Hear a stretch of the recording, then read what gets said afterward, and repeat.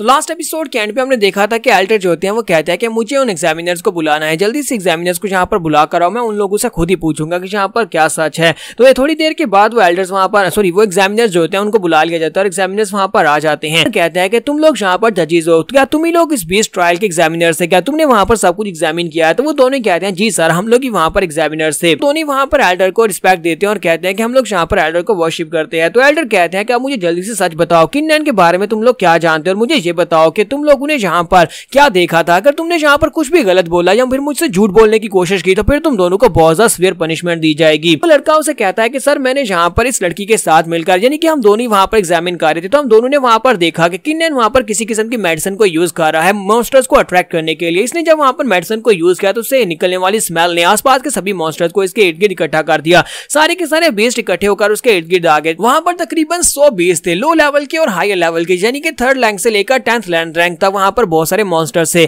और इसने उन सभी मॉन्स्टर्स को मार दिया। इसका मतलब यह है कि इसने वहाँ पर फर्स्ट स्कोर हासिल किया था, ये फर्स्ट पोजीशन के ऊपर है। लड़की भी कहती है कि मैं यहाँ पर अपनी लाइफ को दांव पर लगाकर कहती हूँ कि एग्जामिनर सर ने जो भी कहा वो बिल्कुल सच कहा है, मैंने भी ये सब कुछ अपनी आंखों से देखा था। तो एल्डर कहते हैं तो फिर तुम लोगों ने यहाँ पर ये रिजल्ट क्यों निकाला कि इस लड़के ने यहाँ पर चीटिंग किया? मुझे ये बताओ, क्या एग्जाम के दौरान इस तरह का कोई रूल है कि वहाँ पर ड्रग्स को यूज नहीं किया जा सकता मॉन्स्टर्स को बुलाने के लिए? मुझे बताओ क्या इस तरह का कोई रूल है? तो वो लोग कहते हैं नहीं सर, यहाँ पर कोई भी ऐसा रूल नहीं है, हम लोग तो सिर्फ और सिर्फ एग्जामिनर्स हैं, हमारा काम वहाँ पर जो कुछ भी हो रहा है उसको नोट करना है। हमने वहाँ पर सब कुछ नोट किया, ठीक है, वहाँ पर पॉइंट्स को नोट किया और ये भी देखा कि वो लड़के क्या कर रहे हैं और उसके बाद हमने आकर बाकी सब कुछ सुपरवाइजर को बता दिया और जजमेंट करना तो सुपरवाइजर का काम है। तो वो एग्जामिनर जो होता है वो सुपरवाइजर के ऊपर इल्जाम लगा देता है कि ये सब कुछ सुपरवाइजर ने किया। सुपरवाइजर बेचारा बहुत सा घबरा जाता है और कहता है कि लगता है कि मैं यहाँ पर बहुत ही बुरा फंसा हूं, क्योंकि मुझे यहाँ पर पैसे मिले थे ये काम करने के और मैंने यहाँ पर वही कहा जो कि लूजी ने मुझे करने का कहा था। बेचारा भी काफी ज्यादा घबरा रहा था और कहता है कि अब यहाँ पर क्या होने वाला है, मुझे इस एग्जामिनर को पहले से खरीद लेना चाहिए था, ये एग्जामिनर यहाँ पर सच बोली जा रहा है। एल्डर बात सुनने के बाद कहते हैं कि सुपरवाइजर सर, अब मुझे तुम बताओ कि क्या तुम यहाँ पर इसकी एक्सप्लेनेशन देना चाहोगे कि तुमने यहाँ पर क्या सोचकर ये फैसला किया कि इस लड़के को यहाँ से निकाल देना चाहिए? तो वो कहते हैं सर, फायर सेक्टर एक ऐसा सेक्टर है जहाँ पर हम लोग रूल्स एंड रेगुलेशंस को फॉलो करते हैं,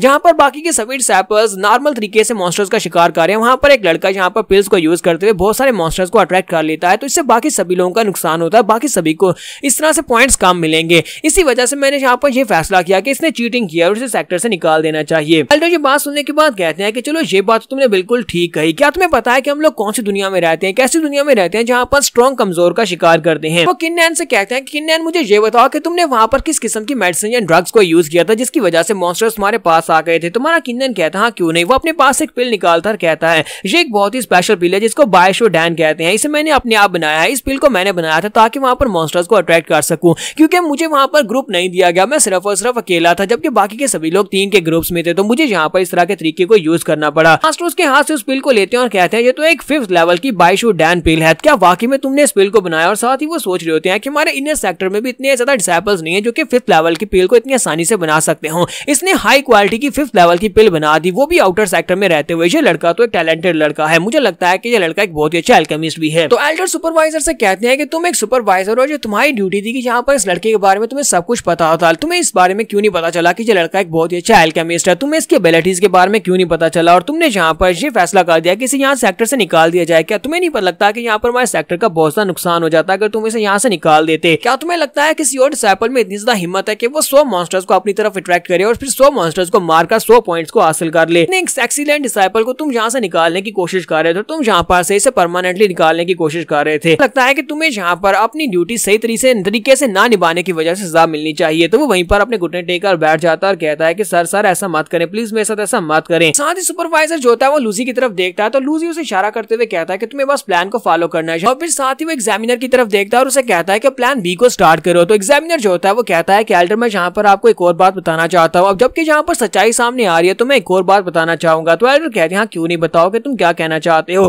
तो एग्जामिनर कहता है कि सर मैंने वहाँ पर किन्नैन को कुछ डिसेबल्स को मारते हुए देखा है, किन्नैन ने वहाँ पर 2 डिसेबल्स की जान ले ली। ये बात सुनने के बाद एल्डर को भी झटका लगता है। एल्डर सोच रहे हैं कि अब यहाँ पर ये बहुत ही बुरा फंसा है, किसी डिसेबल की जान लेना और यहाँ पर ड्रग्स को यूज करना, ये बहुत ही अलग अलग मैटर है। मैं इस लड़के को बचा नहीं पाऊंगा अगर ये बात साबित होगी कि इस लड़के ने जान ली है।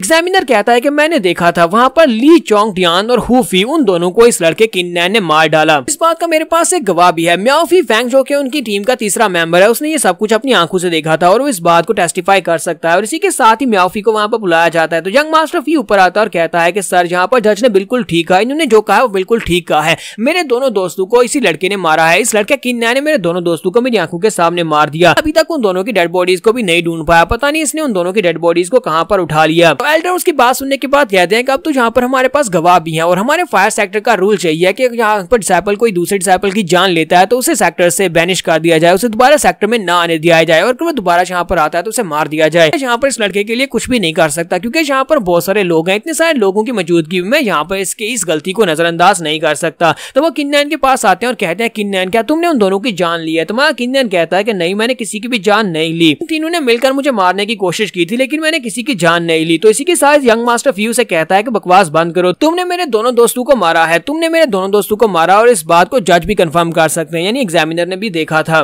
किन नैन उसे कहता है कि तुमने वहां पर मुझे पॉइजन दिया और पॉइजन देने के बाद मैंने अभी तक अपने स्कोर्स को भी सेटल नहीं किया क्योंकि मैंने अभी तुम्हारे पर अटैक किया ही नहीं है। तुम यहाँ पर दोबारा से मुझे मारने की कोशिश करने वाले हो, तुम यहाँ पर दोबारा से मेरे पर इल्जाम लगा रहे हो। तो सुपरवाइजर उनका खड़ा हो जाता है और कहता है कि सर आपने अपनी आंखों से देख लिया और अपने कानों से सुन भी लिया कि ये लड़का कितना खतरनाक है। आपके सामने ये यहाँ पर एक स्टूडेंट को मारने की धमकी दे रहा है कि ये यहाँ पर उसके पर अटैक करके उसको मार डालेगा। मुझे लगता है कि यंग मास्टर फी और एग्जामिनर ने जो भी कहा वो बिल्कुल सच है, इसी लड़के ने उन दोनों डिसाइपल्स की जान ली होगी। यंग मास्टर फी कहता है कि हमें यहाँ पर जान के बदले जान चाहिए। तो लूसी भी कहता है कि मुझे भी लगता है कि हमें यहाँ पर फायर सेक्टर के रूल्स को फॉलो करते हुए इस लड़के को सजाए मौत देनी चाहिए क्योंकि इसने दो डिसाइपल्स की जान ली है। तो मारा किन नैन अपनी तलवार निकाल लेता और कहता है कि मैं देखता हूँ कौन यहाँ पर मुझे मारता है, किसमें इतनी हिम्मत है कि जो यहाँ पर मुझे मारे। और साथ ही वो सोच रहा था कि अगर यहाँ पर ये लोग मुझे मारने की कोशिश करेंगे तो फिर मैं दो चार को अपने साथ लेकर जाऊंगा। इसी के साथ ही मिस हान बू को भागती हुई आगे बढ़ती है और कहती है कि सर मैं यहाँ पर किन नैन के बारे में ये कह सकती हूँ कि इसने किसी की जान नहीं ली, ये किसी की जान नहीं ले सकता, यहाँ पर फेयर जजमेंट करनी चाहिए। तो एल्डर कहते हैं क्या तुम्हारे पास इस बात का कोई सबूत है? यहाँ पर मैंगशुन की बारी आती है तो मैंगशुन आगे बढ़ती है और कहती है कि देखो तो जरा यहाँ पर सच्चाई को कितना ज्यादा तोड़ा मरोड़ा जा रहा है, मुझे लगता है कि यहाँ पर मैं सच्चाई को साबित कर सकती हूँ। तो सुपरवाइजर कहता है कि लड़की तुम अपनी बकवास बंद करो, तुम्हें यहाँ पर बीच में बोलने का अधिकार नहीं है, तुम साइड के ऊपर चुपचाप खड़ी रहो।